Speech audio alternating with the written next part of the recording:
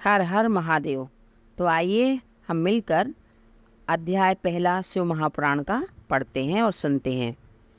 शिव महापुराण के श्रवण से देवराज को शिवलोक की प्राप्ति तथा चंचुला का पाप से भय एवं संसार से वैराग्य। श्री शौनक जी ने कहा, महाभाग सूत जी, आप धन्य हैं, परमार्थ तत्व के ज्ञाता हैं। आपने कृपा करके हम लोगों को यह बड़ी अद्भुत एवं दिव्य कथा सुनाई है। भूतल पर इस कथा के समान कल्याण का सर्वश्रेष्ठ साधन दूसरा कोई नहीं है। यह बात हमने आज आपकी कृपा से निश्चय पूर्वक समझ ली। सूत जी, कलयुग में इस कथा के द्वारा कौन कौन से पापी शुद्ध होते हैं, उन्हें कृपा पूर्वक बतलाइए, इस जगत को कृतार्थ कीजिए। सूत जी बोले, उन्हें जो मनुष्य पापी, दुराचारी, खल तथा काम क्रोध आदि में निरंतर डूबे रहने वाले हैं, वे भी इस महापुराण का श्रवण पठन से अवश्य शुद्ध हो जाएंगे। इस विषय में जानकर मुनि इस प्राचीन इतिहास का उदाहरण दिया करते हैं, जिसके श्रवण मात्र से पापों का पूर्णतः नाश हो जाता है। पहले की बात है, कहीं किरातों के नगर में एक ब्राह्मण रहता था, जो ज्ञान में अत्यंत दुर्बल, दरिद्र, रस बेचने वाला तथा वैदिक धर्म से विमुख था। वह स्नान संध्या आदि से कर्मों से भ्रष्ट हो गया था और वैश्यवृत्ति में तत्पर रहता था। उसका नाम था देवराज। वह अपने ऊपर विश्वास करने वाले लोगों को ठगा करता था। उसने ब्राह्मणों, क्षत्रिय, वैश्यों, शूद्रों तथा दूसरों को भी अनेक बहानों से मारकर उनका धन हड़प लिया था, परंतु उस पापी का थोड़ा सा भी धन कभी धर्म के काम में नहीं लगा था और वैश्यागामी तथा सब प्रकार से आचार भ्रष्ट था। एक दिन घूमता घामता वह देवयुग से प्रतिष्ठानपुर झूसी प्रयाग जा पहुंचा। वहां उसने एक शिवालय देखा, जहां बहुत से साधु महात्मा एकत्र हुए थे। देवराज उस शिवालय में ठहर गया, किंतु वहां उस ब्राह्मण को ज्वर आ गया। उस ज्वर से उसको बड़ी पीड़ा होने लगी। वहां एक ब्राह्मण देवता शिव महापुराण की कथा सुना रहे थे। ज्वर में पड़ा हुआ देवराज ब्राह्मण के मुखारबिंद से निकली हुई उस कथा को निरंतर सुनता रहा। 1 मास के बाद वह ज्वर से अत्यंत पीड़ित होकर चल बसा। यमराज के दूत आए और उसे पांसों से बांधकर बलपूर्वक यमपुरी में ले गए। इतने में ही शिवलोक से भगवान शिव के पार्षदगण भी आ गए। उनके गौर अंग कर्पूर के समान उज्ज्वल थे, हाथ त्रिशूल से सुशोभित हो रहे थे, उनके संपूर्ण अंग भस्म से उद्वासित थे। वह रुद्राक्ष की मालाएं और उनके शरीर की शोभा बढ़ा रही थी। वे सब के सब क्रोधपूर्वक यमपुरी में गए। यमराज के दूतों को मार पीट कर बार बार धमका कर उन्होंने देवराज को उनके चंगुल से छुड़ा लिया और अत्यंत अद्भुत विमान पर बिठाकर वे शिवदूत कैलाश जाने को उद्यत हुए। उस समय यमपुरी में बड़ा भारी कोलाहल मच गया। उस कोलाहल को सुनकर धर्मराज अपने भवन से बाहर आ गए। साक्षात दूसरे रुद्रों के समान प्रतीत होने वाले उन चारों दूतों को देखकर धर्मज्ञ धर्मराज ने उनका विधि पूर्वक पूजन किया और ज्ञान दृष्टि से देखकर सारा वृत्तांत जान लिया। उन्होंने भय के कारण भगवान शिव के उन महात्मा दूतों से कोई बात नहीं पूछी, उल्टे उन सब की पूजा प्रार्थना की। तत्पश्चात वे शिवदूत कैलाश को चले गए। वहां पहुंचकर उन्होंने उस ब्राह्मण को दया सागर साम्ब शिव के हाथों में दे दिया। शौनक जी ने कहा, महाभाग सूत जी, आप सर्वज्ञ हैं। हे महामते, आपके कृपा प्रसाद से मैं बारंबार कृतार्थ हुआ। इस इतिहास को सुनकर मेरा मन अत्यंत आनंद में निमग्न हो गया है। अतः अब भगवान शिव में प्रेम बढ़ाने वाले शिव संबंधी दूसरी कथा को भी कहिए। श्री सूत जी बोले, शौनक सुनो, मैं तुम्हारे सामने गोपनीय कथा वस्तु का भी वर्णन करूंगा, क्योंकि तुम शिव भक्तों में अग्रगण्य तथा वेद वेदताओं में श्रेष्ठ हो। समुद्र के निकटवर्ती प्रदेश के एक वास्कल नामक ग्राम है। वहाँ वैदिक धर्म से विमुख महापापी दुष्ट निवास करते हैं। वे सब के सब बड़े दुष्ट हैं। उनका मन दूषित विषय भोगों में भी लगा रहता है। वे ना तो देवताओं पर विश्वास करते हैं, न भाग्य पर। वे सभी कुटिल वृत्ति वाले हैं, किसानी करते हैं और भांति भांति के घातक अस्त्र शस्त्र रखते हैं। व्यभिचारी और खल हैं।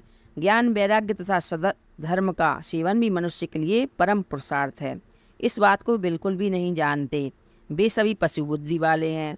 जहाँ के द्विज ऐसे हैं, वहाँ के अन्य वर्णों के विषय में तो क्या कहा जाए। अन्य वर्णों के लोग भी उन्हीं के भांति कुत्सित विचार रखने वाले स्वधर्म विमुख एवं खल हैं।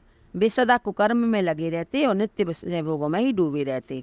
वहाँ की सब स्त्रियाँ भी कुटिल स्वभाव की थी, स्वेच्छाचारिणी, पाप आसक्त, कुत्सित विचार वाली व्यभिचारिणी हैं। वे सद्व्यवहार सदाचार से सर्वथा शून्य हैं और इस प्रकार वहाँ दुष्टों का ही निवास है।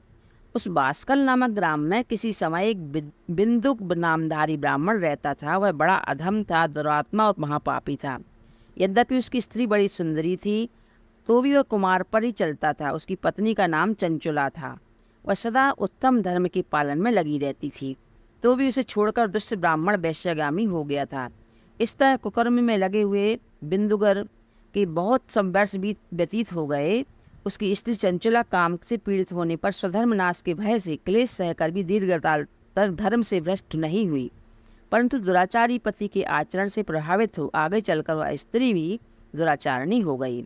इस तरह दुराचार में डूबे हुए उन मूढ़ चित्त वाले पति पत्नी का बहुत सा समय व्यतीत हो गया। तदनंतर शूद्र जातीय वैश्या का पति बना हुआ वह दूषित बुद्धि वाला दुष्ट ब्राह्मण बिंदुक समय अनुसार मृत्यु को प्राप्त हो नरक में जा पड़ा। बहुत दिनों तक नरक के दुख भोग कर वह मूढ़ बुद्धि पापी बिंद पर्वत पर भयंकर पिशाच हुआ। और इधर दुराचारी पति बिंदुक के मर जाने पर मूढ़ हृदय चंचला बहुत समय तक पुत्रों के पास अपने घर में ही रही। एक दिन देवयुग से किसी पुण्य पर्व के आने पर वह स्त्री भाई बंधुओं के साथ गोकर्ण क्षेत्र में गई। तीर्थ यात्रियों के संग में उसने भी उस समय जाकर उसी तीर्थ के जल में स्नान किया। फिर वह साधारणतः मेला देखने की दृष्टि में बंधुजनों के साथ यंत्र तंत्र घूमने लगी। घूमती घामती किसी देव मंदिर में गई और वहां उसने एक देवज्ञ ब्राह्मण के मुख से भगवान शिव की परम पवित्र एवं मंगलकारिणी उत्तम पौराणिक कथा सुनी।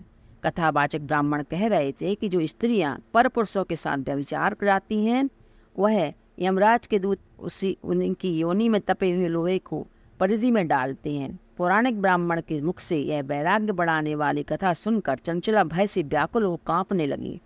और जब कथा समाप्त हुई और सुनने वाले सब लोग वहां से बाहर चले गए, तब वह भयभीत नारी एकांत में शिव महापुराण की कथा बाँचने वाले ब्राह्मण देवता से बोली। चंचला ने कहा, है ब्राह्मण, मैं अपने धर्म को नहीं जानती थी, इसलिए मेरे द्वारा बड़ा दुराचार हुआ है। स्वामिन, मेरे ऊपर अनुपम कृपा करके आप मेरा उद्धार कीजिए। आज आपके वैराग्य रस से ओतप्रोत इस प्रवचन को सुनकर मुझे बड़ा भय लग रहा है। मैं कांप उठी हूँ और मुझे इस संसार से वैराग्य हो गया है। मुझ मूढ़ चित्त वाली पापनी को धिक्कार है। मैं सर्वथा निंदा की योग्य हूँ, कुछ से विषयों में फंसी हुई हूँ और अपने धर्म से विमुख हो गई हूँ। हाय, न जाने किस किस घोर कष्टदायक दुर्गति में मुझे पड़ना पड़ेगा और कौन बुद्धिमान पुरुष कुमार्ग में मन लगाने वाली मुझ पापनी का साथ देगा। मृत्यु काल में उन भयंकर यमदूतों को मैं कैसे देखूंगी।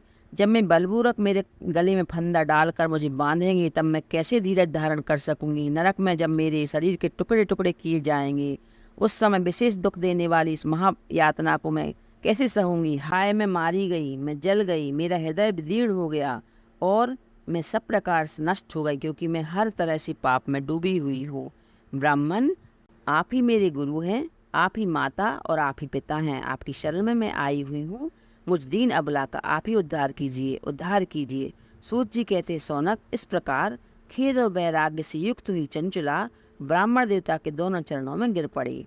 तब उन बुद्धिमान ब्राह्मण ने कृपापूर्वक उसे उठाया और इस प्रकार कहा। बोली शंकर भगवान की जय। हर हर महादेव। अध्याय प्रथम समाप्त हुआ।